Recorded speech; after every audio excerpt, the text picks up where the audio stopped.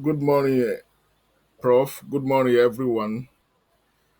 Uh, the Prof has already given us the go ahead to start. So today we'll be continuing with the sessions in the psychotherapy study group, and we shall be looking at the second part of the introductory lecture to counseling and psychoeducation.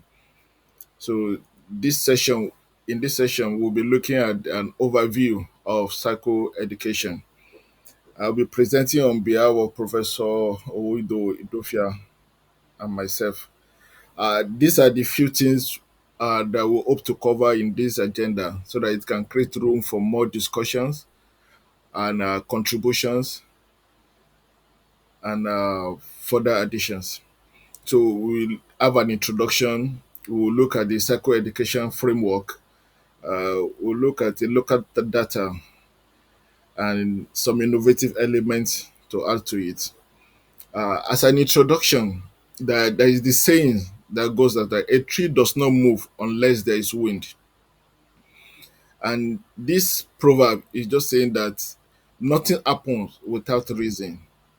And we know in mental health, before we can change people's uh, value, which are deeply rooted in misinformation, myths, malinformation, and similar concepts about what mental health is, and how that will be influencing the treatment outcomes, whether they will adhere to treatment, come for follow up, and do all that is necessary to help the sick member of the family or the individual who is sick, him or herself, to do the necessary, to comply, to adhere to, so that you can get well.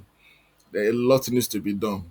So it is how we are going to be that wind so that we can shake and move that static tree of this big mystery of misinformation and myths and malinformation that surrounds mental health. That's why we'll be discussing today what is on psychoeducation. But before we go, why do we need to move that tree? These are some of the reasons we need to move the tree. We know that approximately 80% of people with severe mental health needs are not met in Nigeria and in Africa. So, which means only about less than 20% of people who have mental health body actually get the right kind of treatment. And this has been attributed to socioeconomic and political factors that contribute to the rising burden of the mental illness in Nigeria itself. And that becomes a problem because of the availability of it, which is scarce. Another issue that suggests that we need to move the tree is the rate of service utilization. And we all know it is low because the pathway to care, to mental health care in Nigeria, we know it's littered with so many people on the road. Where we have the herbalists, the spiritualists, we have the charlatans, and we have so many people in the mix of all this, that before the individual who is having or suffering as a result of mental health condition gets to the right place to access treatment, the individual have resources, sufferings will have increased in multiple folds before the person can come. And these are usually related to the problem of stigma. Because of stigma, the negative social attitudes keep rising. And because of also there's few facilities. So the naming of those facilities is also stigmatized. The resources are also problematic because they are not readily available, especially in terms of the facilities and the providers, the mental health providers. The third reason why we need to find more ways to shake that tree are the service providers themselves. The problem of Japa syndrome, we are all aware of it, which is mainly brain drain. This is affecting the health sector more than any other sector in Nigeria, though all sectors in Nigeria are affected. And all these are also associated with inadequate learning infrastructure to produce more professionals in order who can meet the health needs, who can provide the healthcare needs of the increasing population of Nigerians. We also know we have limited research exposure because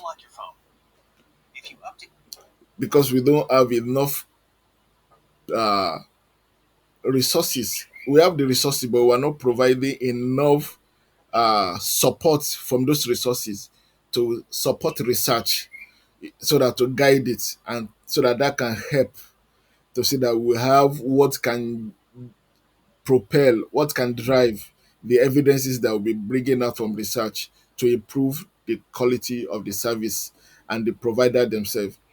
There are also issue of societal stigma, financial constraint, and other cultural and belief that affect the adequate provision of services and the provider themselves.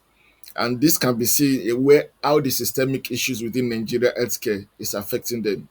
Most healthcare will talk about the non-robust remuneration for the services they offer. And also there is poor investment in mental health in particular compared to the all other aspects of healthcare in Nigeria. And this economic uh, disparity in terms of investment, in terms of how it rob people who are suffering from it of the economic potential, and how it also deplete the resources of people who are helping the sick member of the family to get the needed treatment. All this keep widening the economic disparity in the nation, coupled with the cultural beliefs and practices, which brings more myths about what mental health challenges should be. So all this is telling us that we need to do more in order to be able to move that tree of misinformation, malinformations, and myths that surrounds what mental health is. And one of the tools to do this is psychoeducation. Because for the few that will come to us without doing the proper psychoeducation, we also lose them in the process of getting the right form of treatment. So psychoeducation plays a crucial role in emotional and behavioral change, which leads to enhanced self-efficacy and better control. And to help us understand what psychoeducation is doing is for me to describe it in this by looking at what the psychoeducation framework is.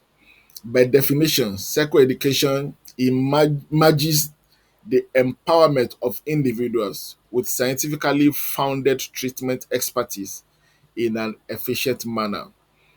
In essence, for one to be able to define psychoeducation, it must be able to empower the individual.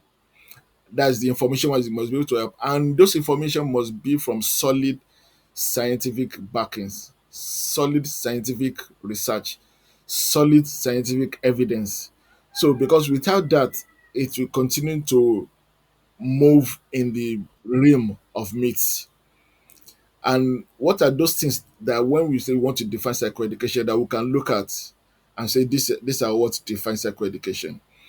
And the defining elements are first to understand that the first step of any overall treatment we are going to offer to anybody that meets us, psychoeducation is there as one of the first steps of that treatment. And what does it do? It provides information about the illness or the condition. It incorporates common factors that we were taught last week about psychotherapy in general. Those elements are also incorporated in order to be able to effectively bring out and carry out psychoeducation. It also incorporates some elements of values, of skills that we learn from motivational interviewing. It also incorporates coping strategies into the menu of the milieu of skills and services that we provide through psychoeducation to the patient or or the patient's family. And it also provide ways to reduce harm reduction. Others, this list, these elements are not exhaustive. These are just few because some will include relapse prevention, for example. So the ultimate goal of trying to understand what psychoeducation is that we are trying to achieve a behavioral change that will help to improve the mental health outcome for somebody suffering from mental health disorders. So psychoeducation is also a catalyst to improve mental health. So how does it achieve this? These are the key benefits that we can get when we carry out psychoeducation the right way. And these have been simply listed there. They help to reduce relapse rate. Research have shown that they decrease the frequency and severity of relapse for patients by 20% to 50%. And that is for the few of them that will actually have the relapse. But we know in our setting, this rate is very high. I'm not sure there's anyone that will be on this forum that will say he has not he might point to one patient that have not had relapse in in the history of the practice of this profession. So we know the rate is usually more than 50% in our environment because almost all, one way or the other, most of our patients do relapse. And the tools we are so using or that we are not might not be using maximally is psychoeducation to reduce this relapse rate. Another is psychoeducation improves mental state because it helps the individual to be able to harness the resources that surround the individual, like family relationship, family resources, other significant person in the individual's life, so that it will help the individual to get the necessary support the person needs. That support will function for the individual and it will buffer stress for the individual so that the individual can functions and lived well. Another benefit of psychoeducation that it enhances functioning, and that's it. By helping the individual to adhere to treatment, they're able to keep their job and also to have engagement with their social activities and social roles they are playing. Another thing to look at it reduces hospitalization. And we know this is not about relapse in the essence. This is about when the individual is treated well and the individual learns through psychoeducation what adherence means and come for regular follow, then hospitalization rate definitely reduces. It also extends time to reoccurrence because for individuals that for that have the potential to break down before they will encounter a major stressful life event and breakdown, then that will cause their breakdown, the all the activities they are doing, the adherence to treatment management and the plans that have been given to them, and the all the treatment modalities that have been offered to them will help to improve their resilience, and this will also reduce their vulnerability to succumb to adversity. It also decreases acute illness because it reduces the time spent being acutely ill, particularly for people who are depressed. Psychoeducation plays a lot of role, and also in another way is also to look at people who are having bipolar affective disorder that they do often notice when they are breaking down.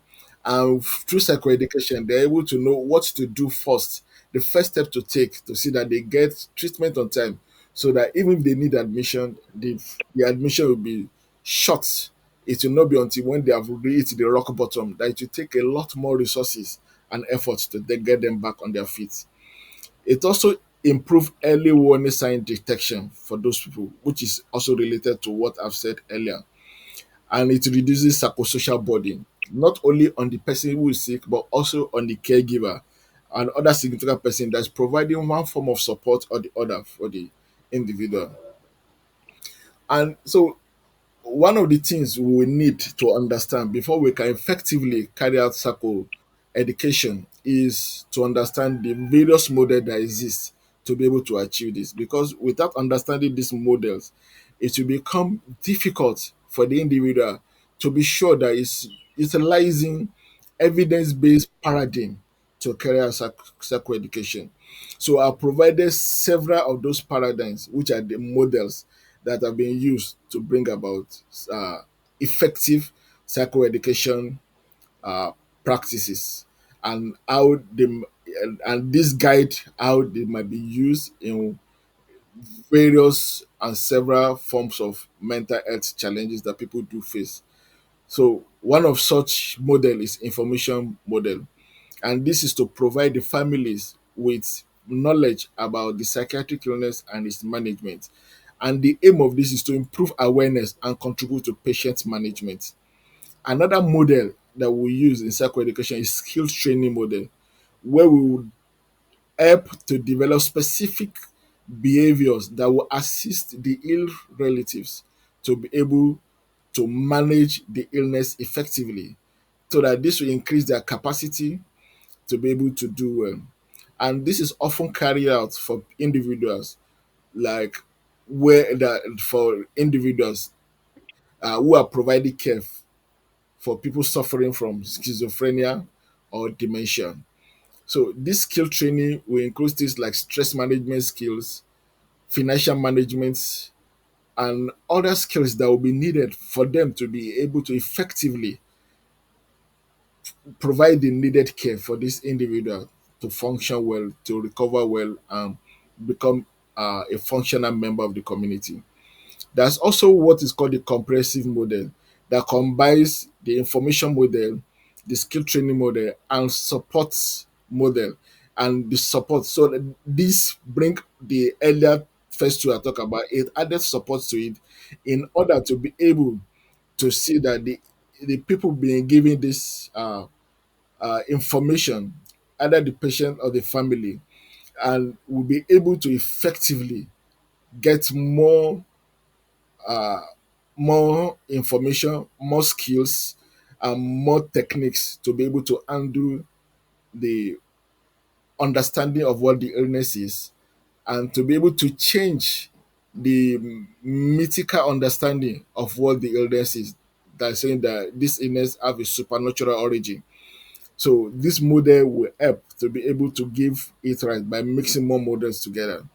And this is especially more helpful when we are looking at families in groups, in order to be getting families of several patients that suffer similar type of illness together into that psychoeducational group, in order to be able for them to have the right understanding and be able to provide the needed support. There are also some other models they call the multiple family group therapy model. There are several forms of them. There are those that will be facilitated by the professionals, and there are those that the professional will train and impact skills to volunteers, and the volunteers will be the one providing those services to the family members of the individual that is suffering. So, and that is how it will be able to engage families in rehabilitation and aftercare programs of their loved ones. There are behavioral family management models, and this will entail to be able to teach them various behavioral skills and various behavioral activation uh, uh, techniques that will help them to be able to effectively manage the challenges and be able to also teach those skills to the sick individual. For instance, if a child is throwing tantrum, by training and providing the needed psychoeducation for the caregiver, whether the parents or any other caregiver for that child, the individual will be able to teach that to the child so that they can be able to manage that tantrum well, and be able to educate the child why this might not be appropriate now, and this is what to do about it, or situation of anger, what needs to be done. So the behavioral family management model do play a role there. There is also the family focused treatment, which is usually developed for people with bipolar. And this model combines some of the skills that I've talked about, the information model, the skills giving model. It combines communication skills and problem solving skills in order for these family members to be able to give the right kind of support for the people concerned.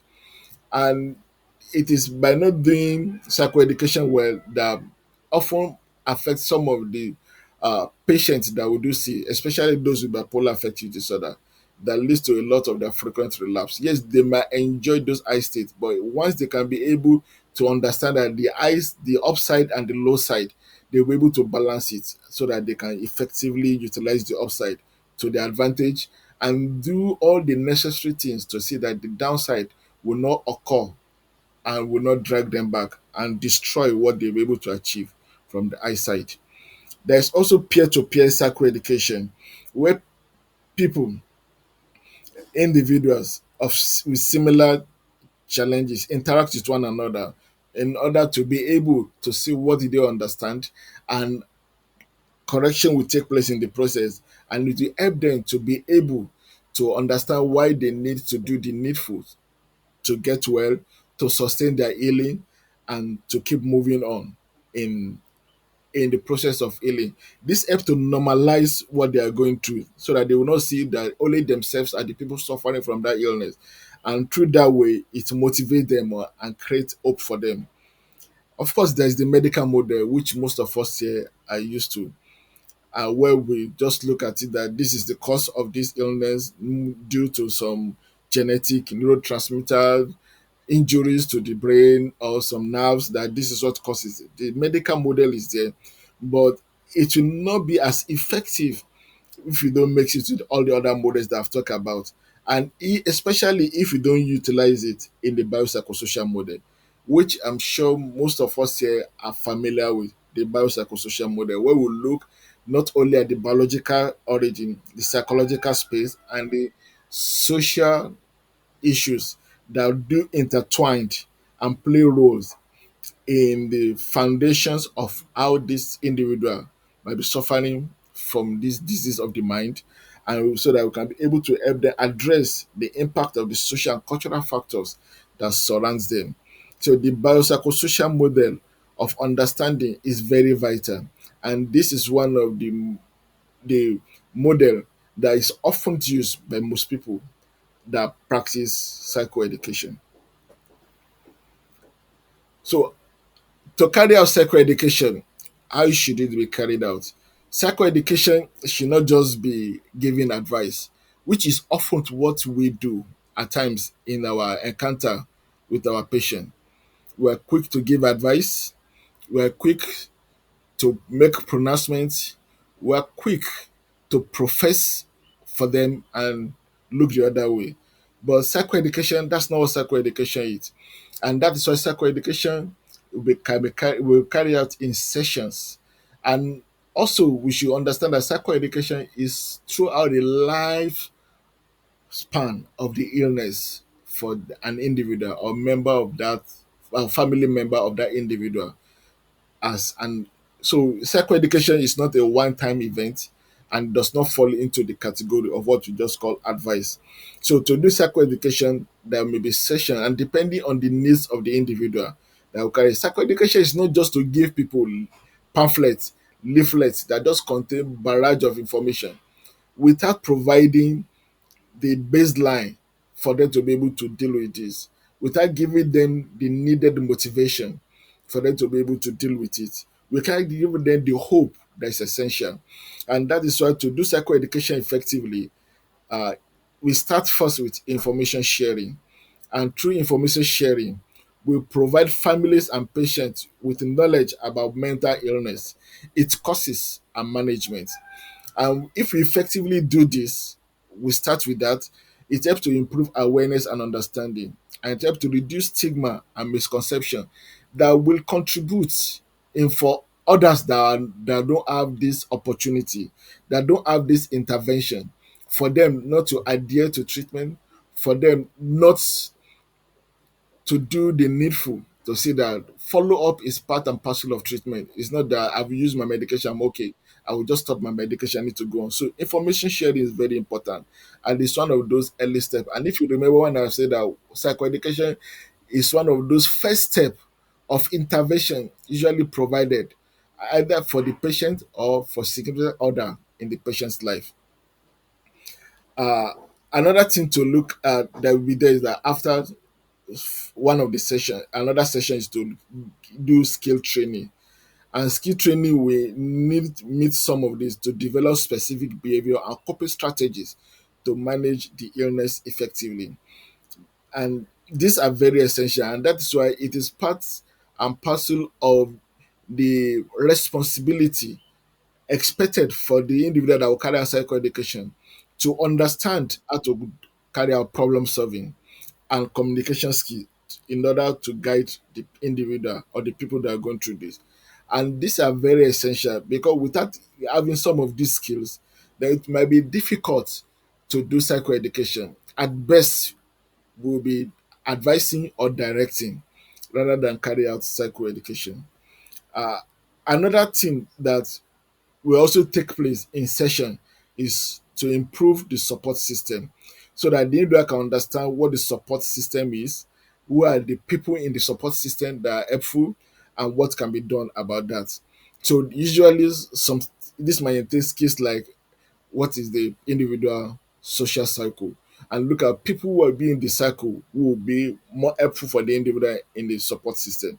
Some people might know a lot of people, but most of them will not be in the person's support cycle because they will not be there to be able to be available and be able to provide the needed support for the individual. So first, and we know most of the mental health usually a long-term illness. So that's why support system is very essential to build for people who are going through mental illness, so that way we can be able to create a long-term partnership with family and help them understand what social support is, how it buffers the stress of the illness and for the person sick and also on themselves, so that all this will work together to give the people the needed uh, skills to be able to effectively benefit from the social support. There will also be areas to learn about crisis management, and this will include understand what are the early warning signs and crisis intervention that are needed. And by being able to learn one of those skills in crisis management, uh, will be go a long way. For instance, knowing what psychological first aid is, it will be very helpful in learning about crisis management. Knowing about mental health first aid, they will be very helpful in learning about crisis management because these are specific interventions that work especially for mental health challenge to be able to manage crisis when it occur, mental health crisis when it occur for the individual. So these are essential. Then there's also the family involvement. This helps to see that the families are engaged in the management of the patient of the sick member of the family, and this goes a long way to improve the family relationship, the family dynamics, and to reduce the psychosocial burden they go through. There's also peer interaction in some of the sessions that take place. For instance, some people that have addiction challenges, they do meet, they do have peer encounters, peer intervention that will be work out for them. The 12 step that is one of the popular alternative to psychotherapy is also been found to be one of those peer interaction. And psychoeducation will help to facilitate the people, the individuals that are sick or their family members to be able to understand this so that this interaction will help to create what is needed to help the patient recover and get well and keep boosting their motivation, their hope, and also their resilience in the process. Because this reduce isolation, and we all know what the problem that isolation can cause. Then there will also be continuous evaluation, which entails regular assessment of patient's progress and adjustment to treatment plan. And this is very essential because, like we know, all efforts to treat and to manage people that are having one form or the other of mental illness is we personalize the care to them. We don't just like we learn the general principle and we just treat people. No, we individualize our treatment. We treat individual. We treat people that come to us on individual basis. So it's very important, and that's why assessment will also be carried out in the same way, and to see what more needs to be carried out in order to be able to help this individual to sustain the gains that have been made or to improve on the deficit that we are seeing, to manage the deficit that is there and to improve on the gain that is on ground. So tracking the outcomes helps to improve the treatment effectiveness. So psychoeducation does all this and more. And this will carry out in several sessions. There, there, there are rooms and there are uh, management modalities that are psychoeducation for that are unique to the specific disease condition.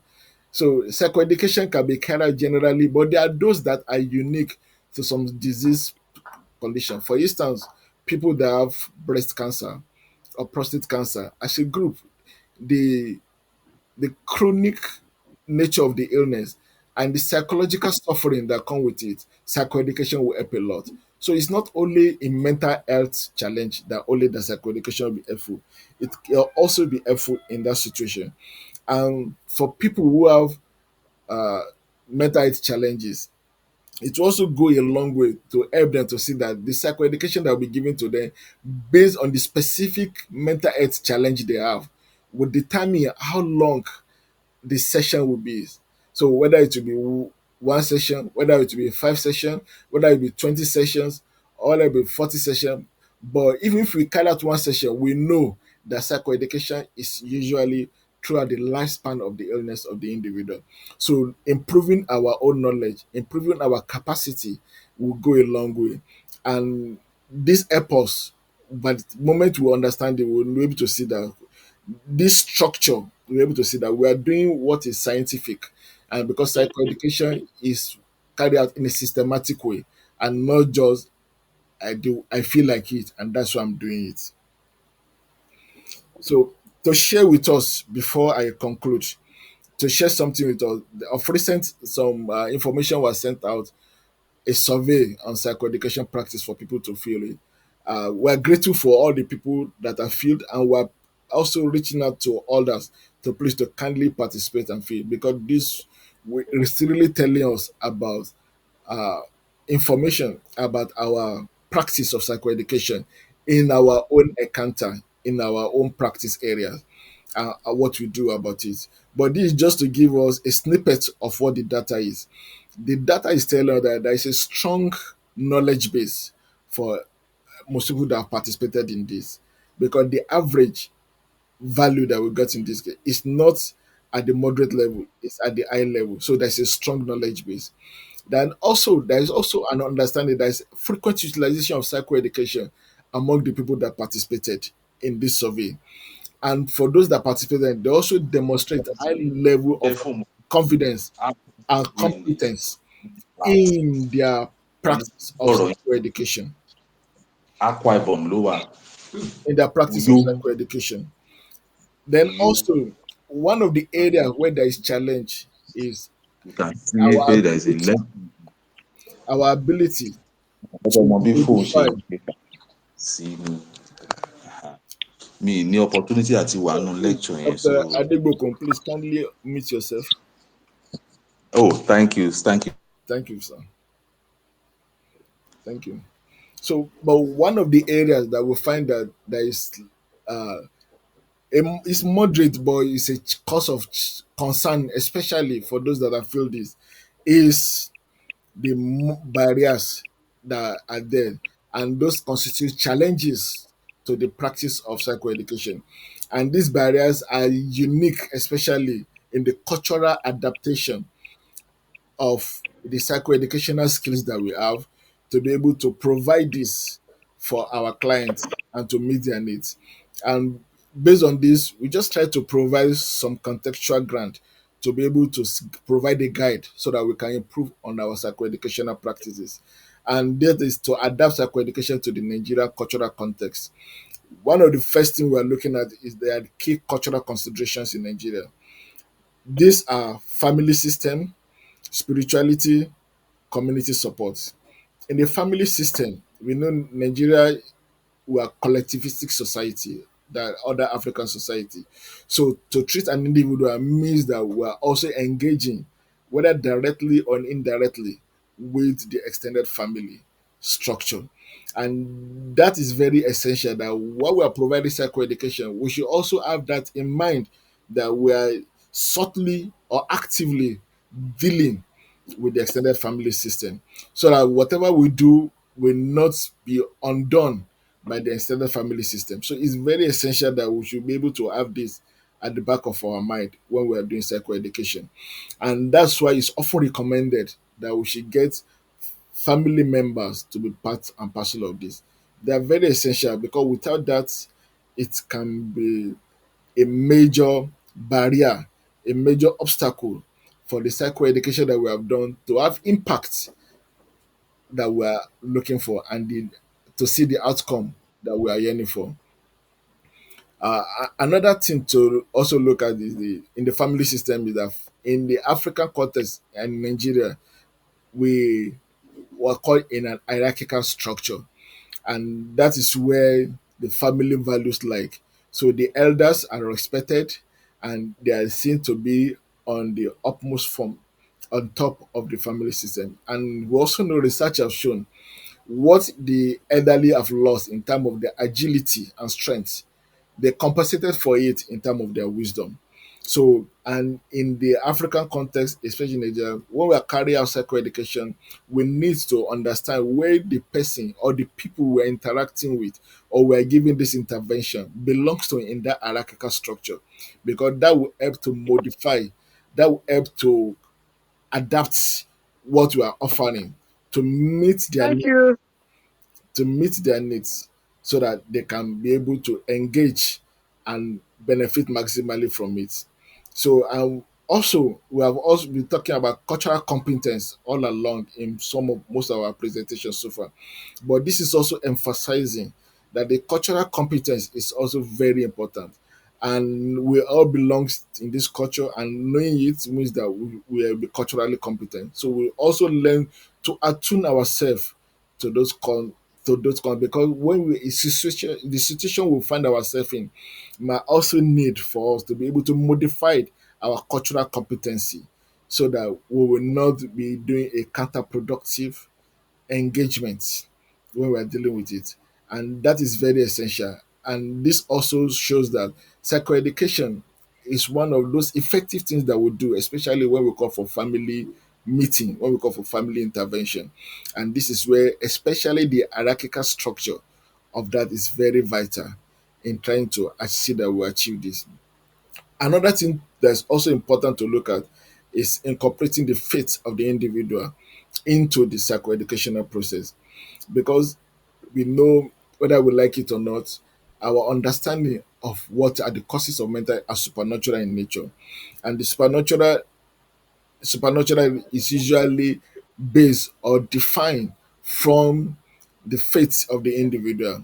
So, and psychoeducation should be able to integrate is these spiritual beliefs to be able to do it in a non-harmful way, and should not be promoting the wrong beliefs that people might have, but should rather provide evidence based understanding of what spirituality is. Support them, not to deny that there's no spirituality, to support that, yes, we believe in spirituality. This is what the evidence based and approach to spirituality is, and this is how it will be helpful for you. And this will not be in conflict with your faith. And this aspect will help to build the holistic healing that the individual is yearning for, so that the person will be able to understand that, oh, these people are not trying to make me look stupid, to say, okay, you are stupid for believing that there may be an evil spirit that caused this problem. I remember in Chinua Achebe's last book, There Was a Country, he talked about his uncle who is a traditional title holder, and is also a priest. So, and when he was challenged that, when you believe in Christianity, why do you? And he said, no. How will I be able to, how will I abandon the ways of my fathers when I am one of the custodian of that structure? So I understand it, and I'm able, and I'm comfortable with it. So I was able to live together with it. So the holistic healing will be effective if we can understand what are the meaning these people attribute to this, so that we can it can create the background and the opportunity for engagement without ridiculing their own understanding, their own value system, and what their faith proclaims. The other aspects that I'll be talking about in the cultural consideration for Nigeria is community support. Community-based approaches help to leverage so many opportunities for people. And we know there are some practices that it is the town unions or association that will come to the rescue of the sick individual, because their family might be far apart, might be far away, or the family might be disordered too. might also not be in tune with themselves, so that they will not be able to provide. But their so the community support is also very essential. That's why uh, town unions, religious group, local leaders, youth leaders, they help a lot. And by incorporating these people as part and parcel of this peer psychoeducation, or to give them as part of the lead facilitator for psychoeducation, will go along and get the impact we are looking for, rather than to say this must be carried out only by professionals. Then also the peer support group is very important. And by doing that, it helps to see that we foster the shared experience of people and be able to bring about their collective problem solving to solve the other challenges that will be related to the mental health problem they are going through. And this help them to adhere, this help them to recover faster, and this help them to become once again functioning member of the community who is able to fulfill their role adequately. The second aspect of adapting psychoeducation to Nigeria, we look at some strategies for cultural adaptation. And this will be looked at in terms of strategies like language and communication.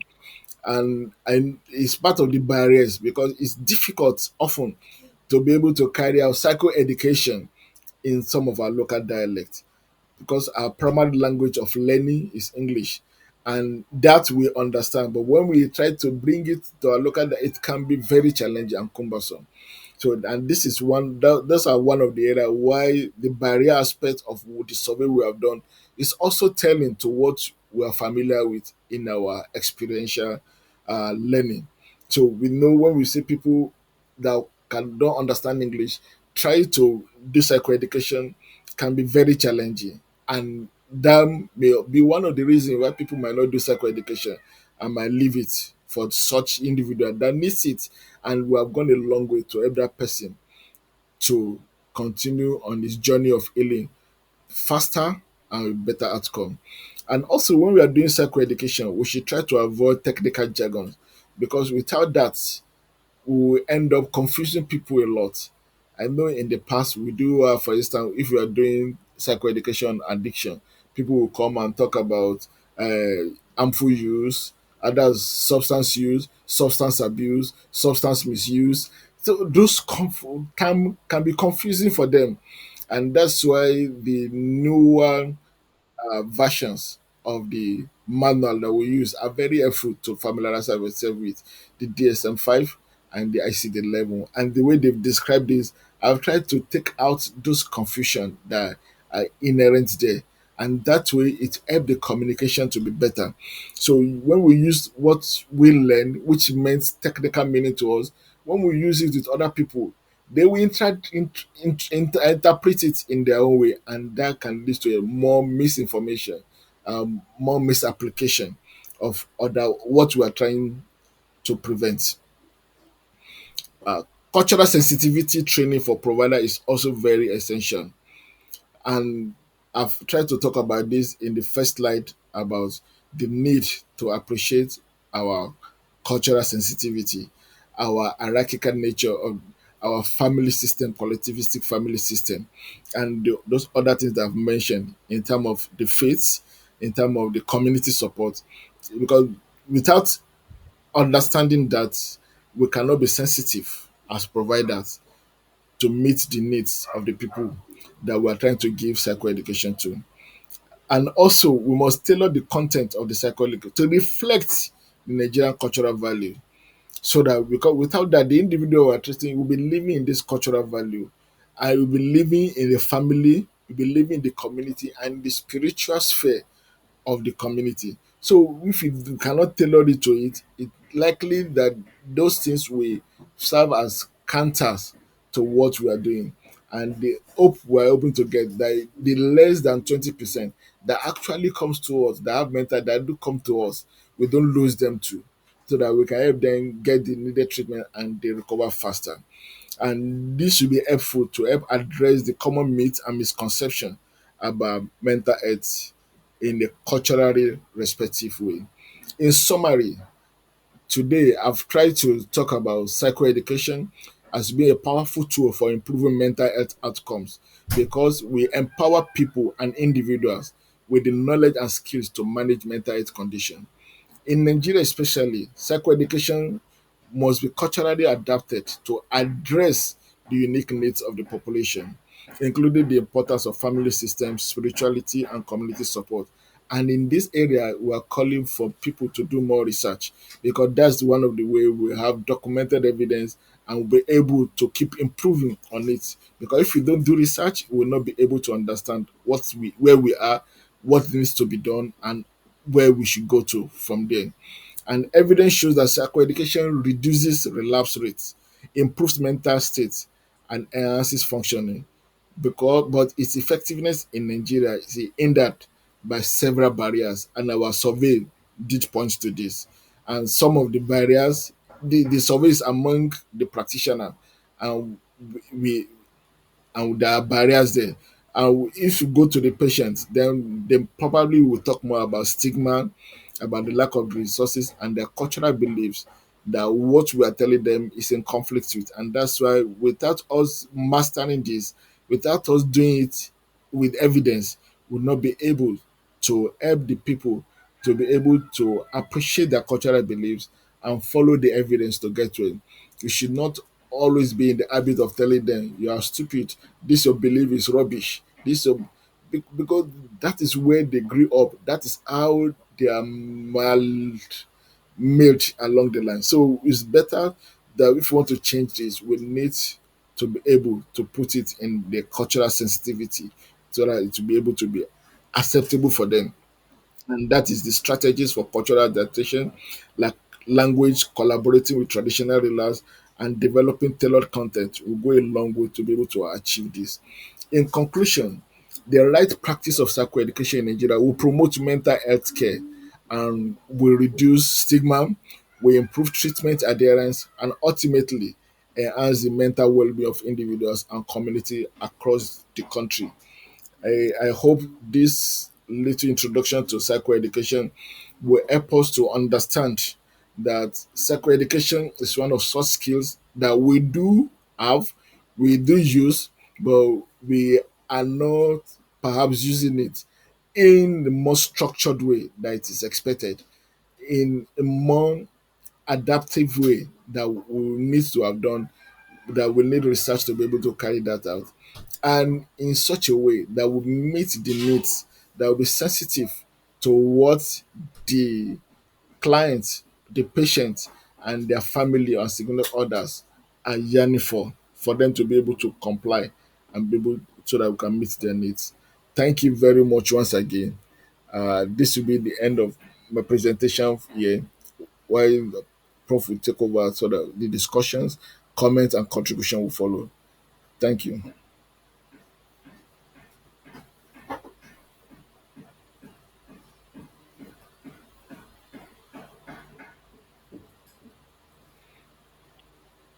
Thank you very much, Tajudeen. Thanks for a beautiful presentation. Thank you, But Prof. all of us, yeah, all of us who've listened through, we all noticed that all the concepts you talked about are full lectures on their own. For example, the cultural competence, and then all the things you've talked about are a full lecture. But like you had wondered, this is just an overview. Subsequently, we're going to spend time addressing each of those things. Now, to get the ball rolling for the discussion, I have a question, and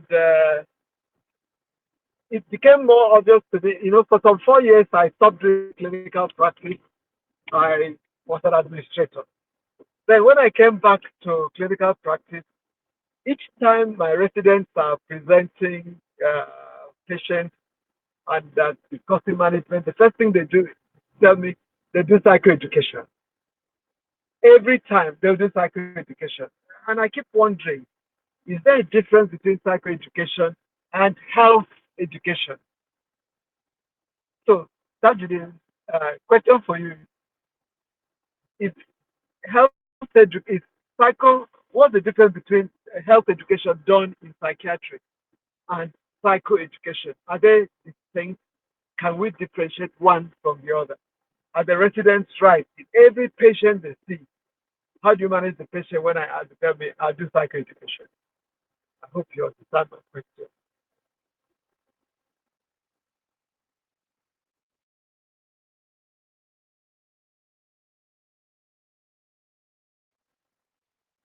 I hope you heard the question. Sorry, sir. I mute myself. My apology. Sir, I Did you had hear the question? yes, I do. Uh, one Okay. of the ways. Maybe we start. Yes. Okay. Go on. Okay, thank you, sir. We start by discussing this, and after that, other people have questions. Can ask. Okay, sir. One of the ways to look at the difference is uh, psychoeducation is doing health education and more because health education is providing health literacy only so that people can be aware, they can understand that some disease exists and some lifestyle choices might be related to it. So health education or health literacy do fall into that. But psychoeducation is more than that because often psychoeducation are usually disease specific, just like in health education. But health education are usually generalized because the population are general that they will do health education for. So we look at a large number of people and we do a universal health education. But when it comes to psychoeducation, they're usually disease specific. So they are targeted. They are not universal in nature, but they are targeted and indicated for us to do it.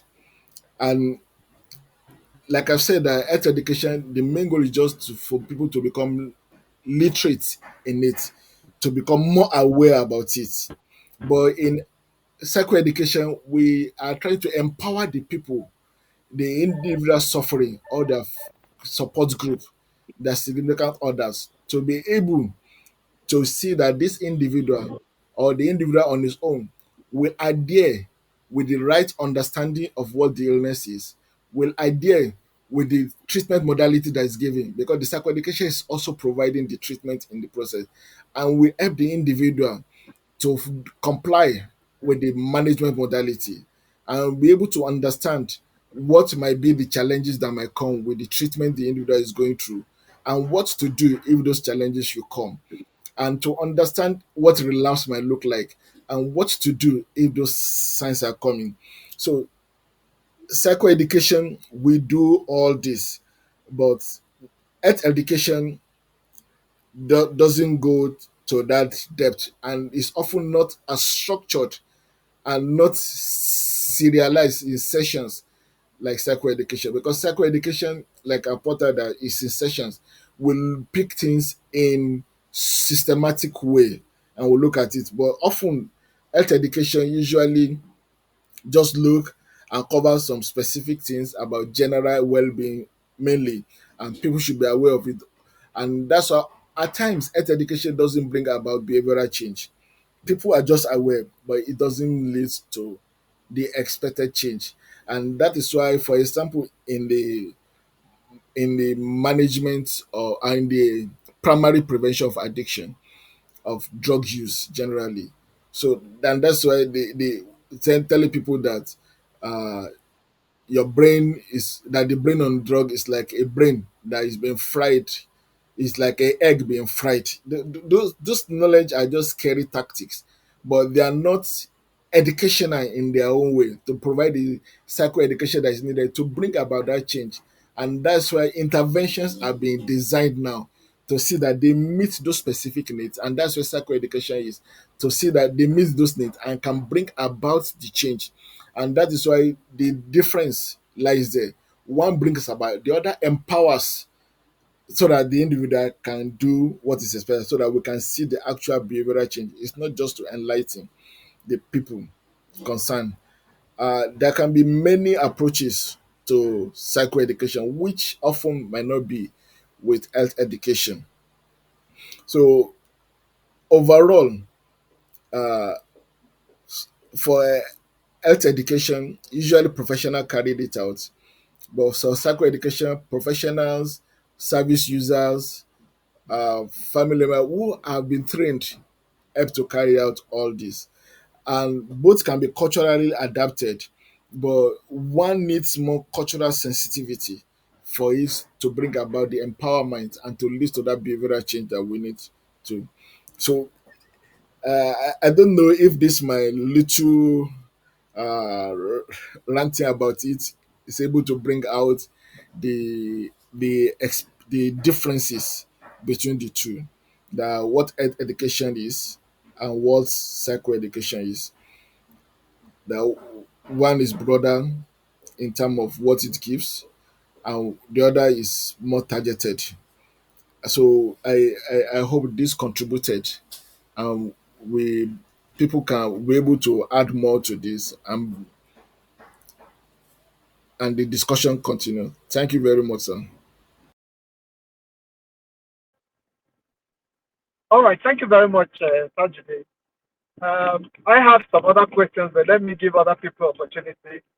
If you have any comments on what the lecture has, Dr. Biola has done, any comments, any questions, please feel free to ask. You can start it if you choose, or unmute yourself and speak.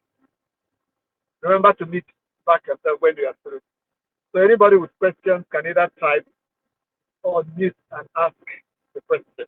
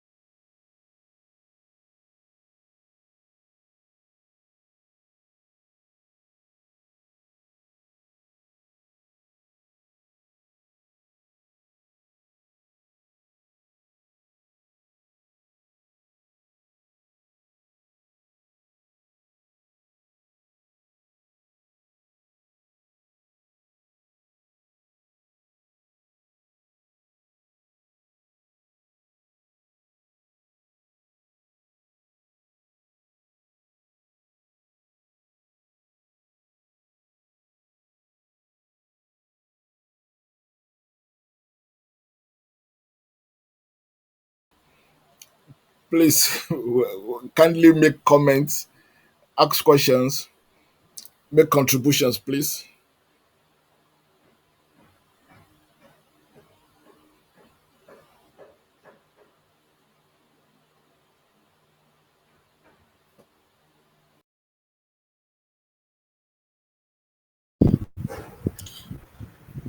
Good morning, sir. Good morning, ma. Please go ahead. Can you hear me? Yes, we can hear Yeah, you. so I just want a clarification on a statement you made. You said psychoeducation is structured. So when you say structured, is it like putting them in subheadings like you mentioned, talking about relapse, the diagnosis, adherence counseling, or it's like the structure we look at when we do CBT in weeks or in phases? Is this something you do here and now as immediately, or you have to do it over 1 hour or 30 minutes and on a weekly basis? So I just want clarity on what you mean by it's well structured. Thank you, sir. Thank you very much. I agree with you that your explanation is what it entails. Psychoeducation is structured in the sense that there are patterns to what is expected to be done. An individual to carry out psychoeducation must have been trained to have some knowledge base before it can do that. Must have also developed some skills like motivational interviewing skills before it should be able to effectively do out psychoeducation. So some of these skills will have been there with the individual as tools the individual can use to be able to do psychoeducation. And now, based on the needs of the patient, because we do assessment, that's why a patient come, we assess the patient, and psychoeducation will be is indicated. And so, based on these needs, we do psychoeducation. And based on this peculiarity, we also determine for how long that psychoeducation will take. if the provider is in a very busy clinic, of course, he doesn't have the luxury of time to do psychoeducation for hours. He doesn't have that. He cannot do for 30 minutes per person or 1 hour per person because of the busy nature. But it should not be neglected. And that's why there can be some brief educational uh, encounters that will take place where we plan for another time for the individual will come where we have time to be able to do the more longer psychoeducation for the individual. That is there. And like you said, because it's an intervention in its own right, it's if they are disease specific, they usually take longer than just brief encounters. They usually flows and they will come in sessions. And that's why I've tried to brought out the structure that it come in session. And I've mentioned that based on what it is there, it can go for as high as 20 weeks, 40 weeks, depending on what is being looked at.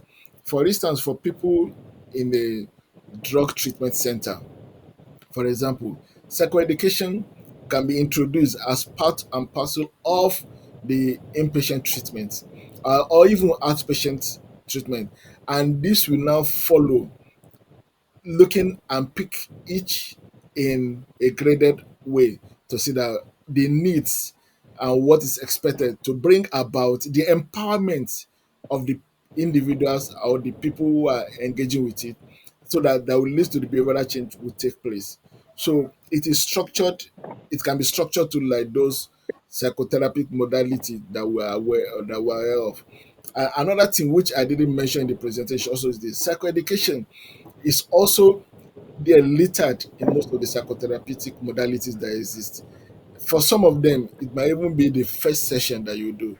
The psychoeducation might be the first session encounter that the therapist will have with the patient, so that in order to bring out and lay the foundation for the therapy to flow in. So psychoeducation plays a lot of role. So it is not uh, depth like the psychotherapy in their way, but it shares most of the characteristics that we may look at some specific psychotherapeutic modality. We may look at it like that. So there are some elements of cognitive therapy that psychoeducation takes. There's some elements of supportive therapy, psychotherapy. And there are some elements of psychoanalysis that psychoeducation take because it will also embrace the transference and counter transference. So that's what for an individual that will do this, it must have the understanding of some of these ramifications. Otherwise, the individual will end up just giving advice, and the patient, the behavioral change needed might not take place as expected. I hope this help, but I don't know. But there are many other people who might who have more to say on this and additions to make on this. Thank you. Yeah, I think we still, I hope I'm being heard. I think we are still trying Yes, to get sir. something. We can hear you, sir. Okay, now, how do I put it? Maybe I should ask another question because it seems what the question being asked is not far away from what I had asked before. Is every patient, does every encounter with a new patient or a patient, do we need are there clear indications for psychoeducation, or every patient needs psychoeducation? The, Abiola, I think you have to answer that question again. Okay. Do every patient does every patient need psychoeducation, or there are clear indications for psychoeducation? Sir, every patient needs psychoeducation, but there are indications that will determine when to start. If it's for the patient, but for the relations with the first encounter will also be an opportunity for psychoeducation because you don't want them to say, okay, after this acute phase is over, for them to think, oh, it's a spiritual problem. We'll stop the medication. We'll go and look for a spiritual cure now. We just want some relief. So psychoeducation is in those ramifications. For somebody who's purely psychotic, it's difficult to do any engagement, just like any psychotherapy might not really engage that day. So trying to engage the individual in psychoeducation might be counterproductive then. But it will not even work. And my tantamount to wasting resources as at that time. But otherwise, when we have patients that and that's why our own ability to assess and understand what is the need of this patient, as at this particular time I'm seeing the patient, we guide when psychoeducation is essential. For a patient that come with depression and is mild to moderate depression, the patient doesn't need admission. And so the patient who doesn't need admission, and I know I want to manage as an outpatient basis, I will have to factor in psychoeducation, no matter how brief it might be, as part and parcel of what I have to do for this patient. Because I don't want the patient to go and never come back again, or if something goes wrong. So it is not a straightforward answer like that, but they are usually individualized, and patient needs are very essential in order to be able to give the psychoeducation and to meet to the needs of what the patient can tolerate as at that time. It's not that because I have to do psychoeducation, I'll keep doing for all patient. No, can this patient tolerate it? Is it indicated for this patient?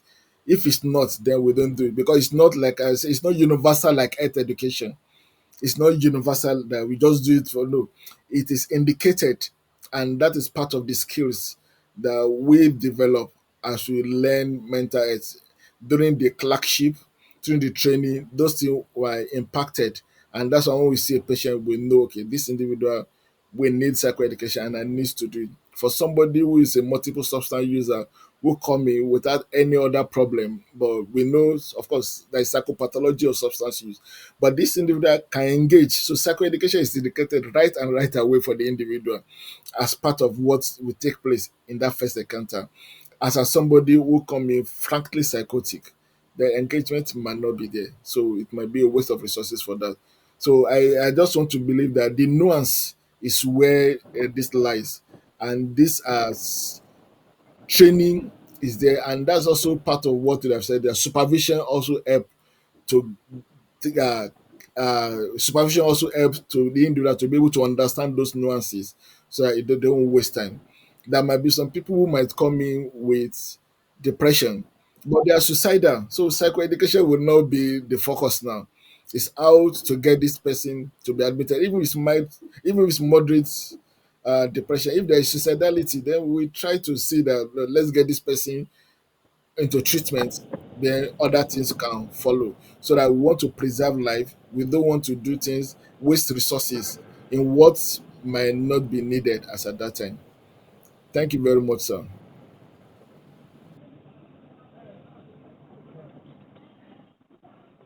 Okay, so what I got from that is that even although most patients may need some psychoeducation, during the interaction with the patient, we clearly identify what we are going to deal with in our session of psychoeducation. So there are clear-cut indications. Before you start, you have an idea what will be done. Of course, during the session, new things can be picked up. It's not just to offer it to any patient at every time. So you have to take decision of what is to be done and when it is best done. Also, who needs to be present. So it's not just explaining symptoms and things to the patient.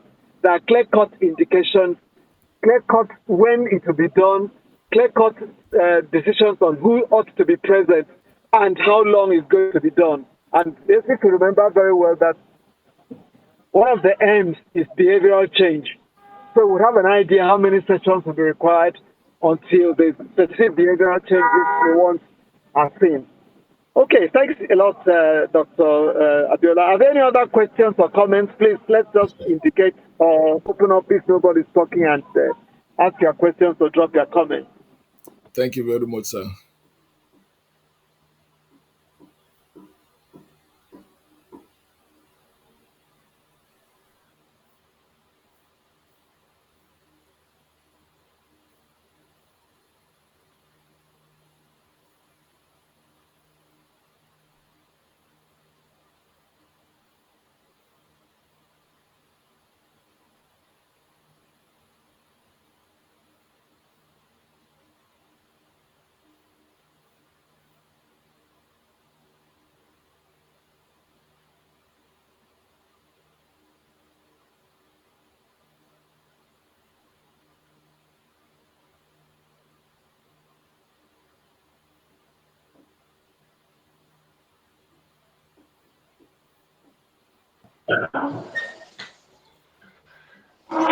Hello, sir. Hello, please go ahead.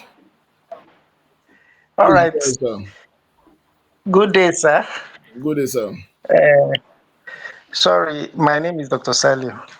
I want to thank the presenters and I want to apologize that I a bit late to join the meeting, so I wasn't able to catch up with all uh, the large part of the lecture. So I wouldn't know if the question I want to ask probably have been answered by the presentation. My apology for that.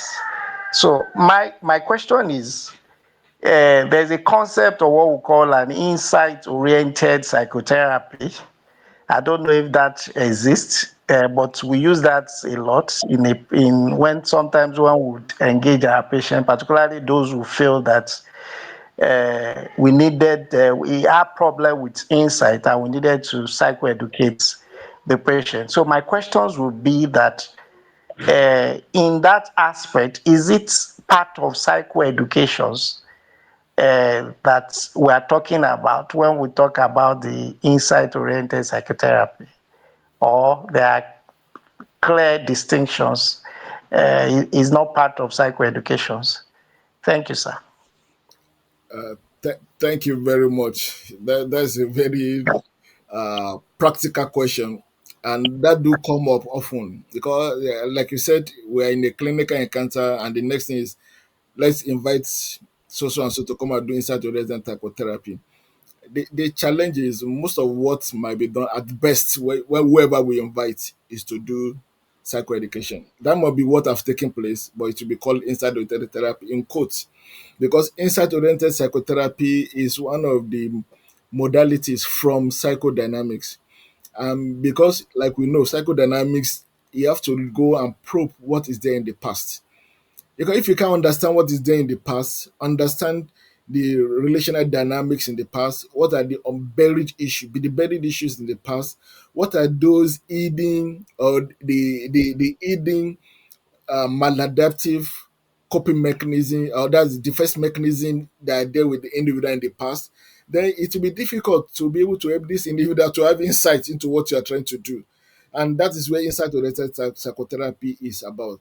So at best, I would say I'm not sure insight oriented psychotherapy is being carried out in Nigeria.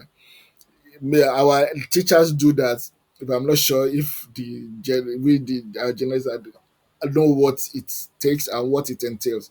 Most often, what takes place is psychoeducation.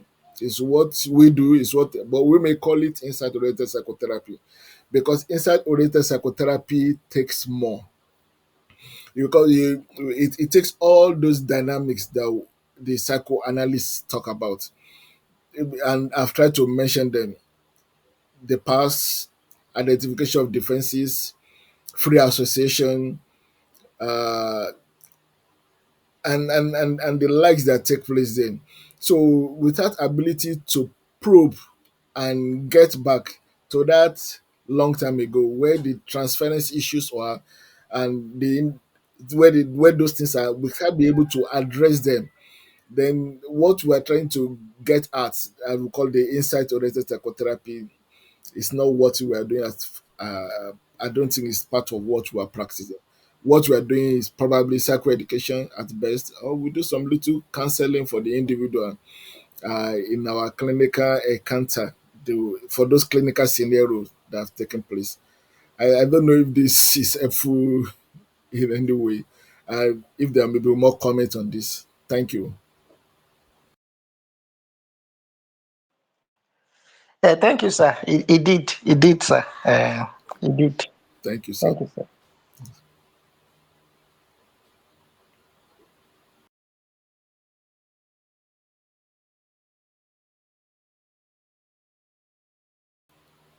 Please, our comment is still needed more. We have about 10 minutes to go. So our comment contributions will go a long way to help us contextualize this, so that we hopefully practice it better.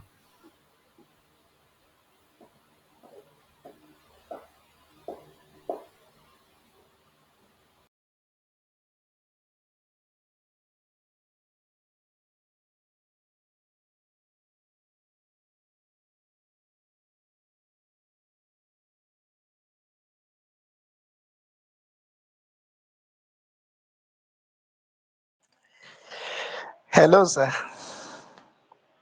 Please, hello, sir. Kindly go ahead. Okay. Again, pardon me again No, if no, no, no. The question the has already question I been want raised to now. ask also have been touched on too. So I just want to know, as psychoeducation as an umbrella, are there specific type targeting, just like we have in the broader view of psychotherapy, where we have different cognitive behavioral therapy, we want to do this and all. Are there specific type to, after we've identified areas where these patients are having issues of parents, are there recognized names in terms of breakdown under psychoeducation as an umbrella for us to be able to use accepted terminology in terms of specific areas where we wanted to target those psychoeducations towards? Some may not be a whole entirety of, it may just be in certain areas where we've identified, in terms of, even take for example, it may just be importance of drug compliance, why we notice poor drug compliance with our patient and wanted to use psychoeducations in that aspect.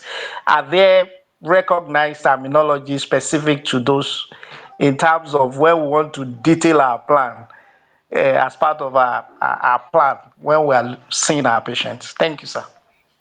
Thank you very much. I agree with you. Uh, that the psychoeducation will be the way we prescribe for psychotherapy. If you say, okay, somebody needs psychotherapy, you say, okay, CBT for depression. So psychoeducation can also be prescribed that way. Psychoeducation for so and so. So I think that's where your question is tilting towards to.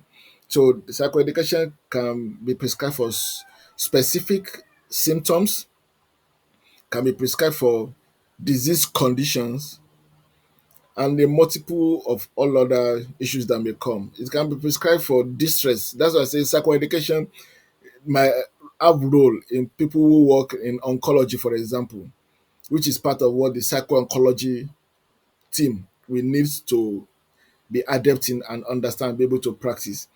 Or so psychoeducation can be prescribed based on those terminology, so that if you want to document, you say do psychoeducation for so and so, so that way we can follow up and know what is done and to see whether there will be empowerment and behavioral change have taken place. So that will guide that.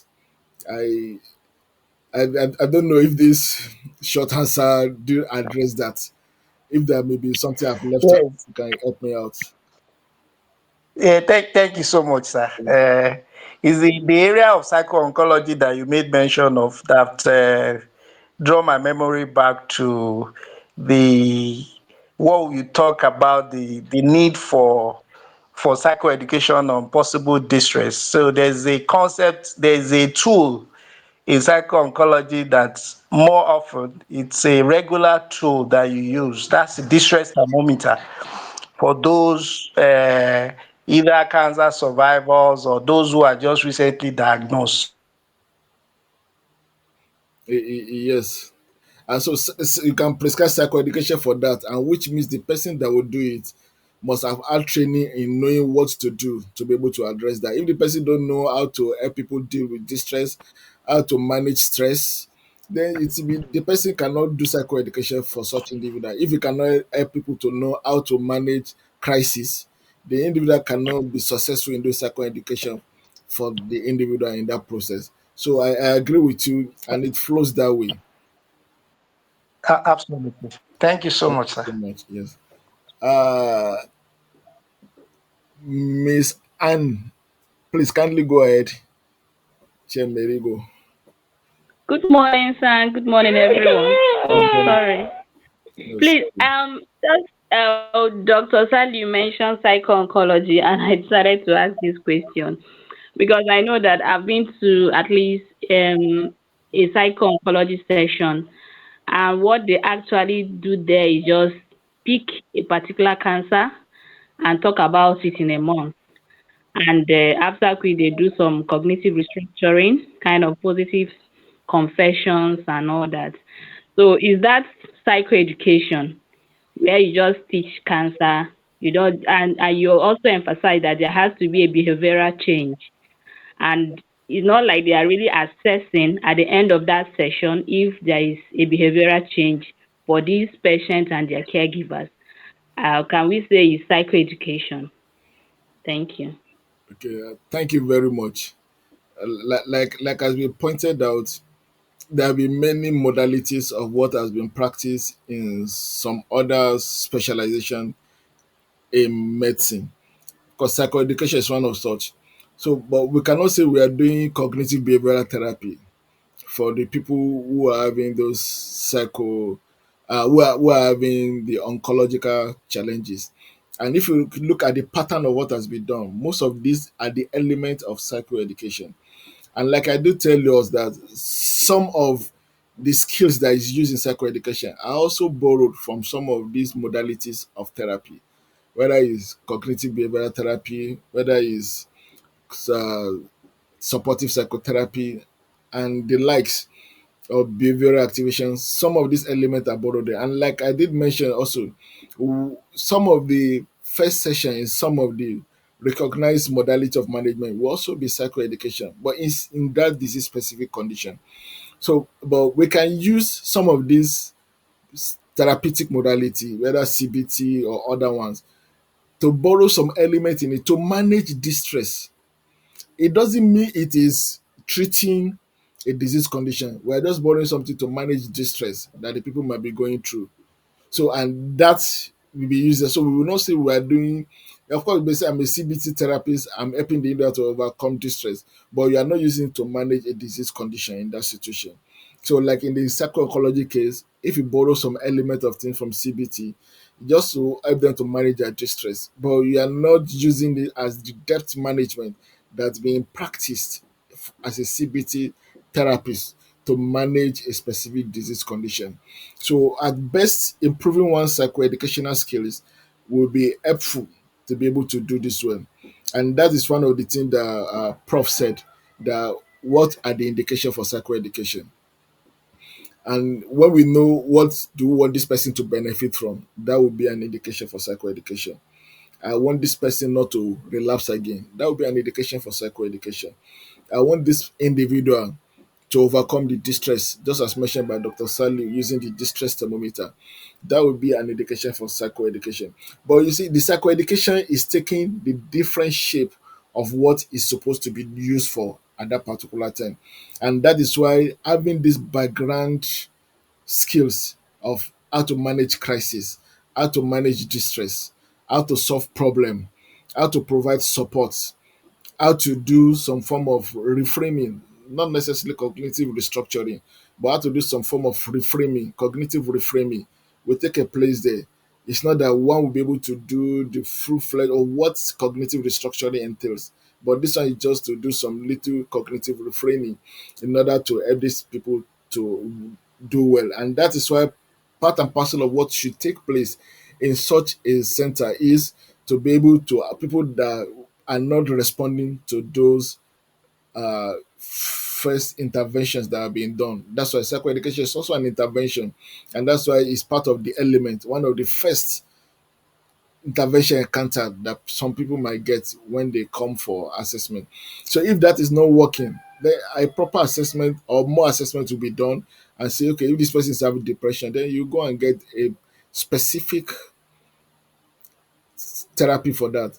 But mind you, like I've mentioned earlier on, there's also psychoeducation for depression, where you go full length with it. There is also psychoeducation for oncology. There's psychoeducation for anxiety disorders, picking a specific one, whether it's phobia, then you do psychoeducation for that, whether it's generalized anxiety disorder. So all this will be indicated, and it is the nuance of the person who wants to do it to have that broad base of learning in order to be able to effectively carry this out and be able to do it well. So because there's psychoeducation for psychosis, but the practice of it might not be in the acute phase for the patient, but you can help the people, the significant others with that. I don't know if this really answer your question, Mrs. Ann. Yes, sir. Thank Thank, you very much. thank you, ma'am. I think our time is almost done. Prof, sir. Yeah. Yes, thank you very much, gentlemen. I'm happy. It seems every day we have a discussion. There are lots of things hanging in the air, which is quite good. Today, I think the core thing, maybe I'm the one who precipitated it, was trying to get a distinction between psychoeducation and other forms of things that is done. I'm the one who started it. Let's see if I can bring some sort of closure to it so that we don't have more confusion. Part of the aim of this whole session, not this session, but for the whole training, by the time we finish, we should all be able to do one form of psychotherapy, psychotherapeutic intervention or the other. That's the concept. Now, whatever that is, we're going to spend like a year or two getting everybody standardized on basic concept of psychotherapy and the intervention. At the end of that, people don't spend another year or two in specializing in what particular type of psychotherapeutic intervention they want to do. Let me say that again. We all remember that when we finish medical school, some people who are doing specialty training are doing it in family medicine, where they are trying to intervene in almost everything. You get that concept. But people now spend the rest, I mean, this family practitioners spend 3 months or 4 months in each of those other aspects of medicine. But people who specialize in clearly identifiable points spend the rest of the period in that specific, in a specific area. I don't know if I'm making sense. Yes, sir. People doing family medicine spend time in psychiatry. But people spend the whole time doing psychiatry. I hope you understand. Yes, sir. People in family medicine are able to do some form of intervention in psychiatry. But I believe that the core intervention is left for psychiatrists themselves. Even then, we have psychiatrists who are subspecialties, specialists, and are able to do that. So, psychoeducation should be seen as a broad spectrum antibiotic. You have to identify that there's an indication for antibiotics. You know that you're not sure yet what specific type you're going to use, but you've started someone on it. When the results of your test comes out, you now know whether you are to continue with what you are doing or you are to change and give a patient maybe a second degree, a second rate, or sorry, a more specific antibiotic. I think that's how we should see this. When you are interacting with your patients, you notice things. You start with using psychoeducation.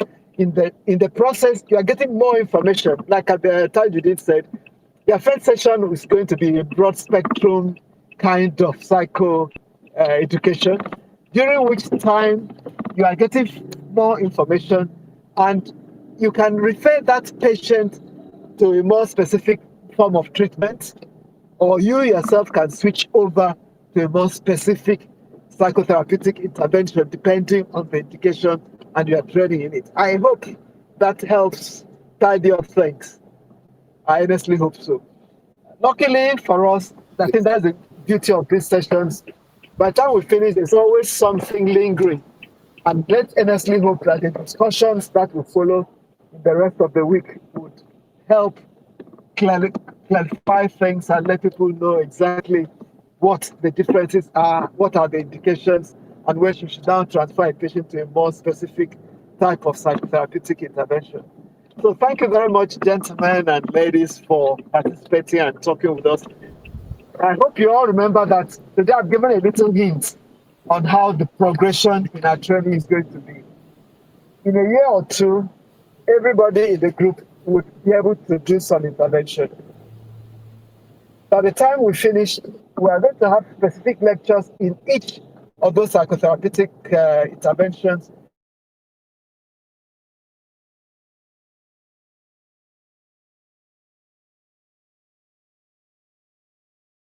going to have specific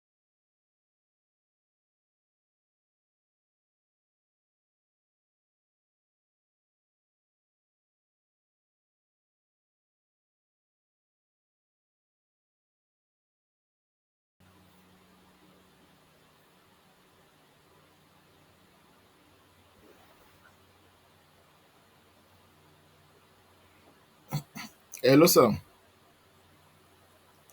Prof, sir, we lost you, your connection.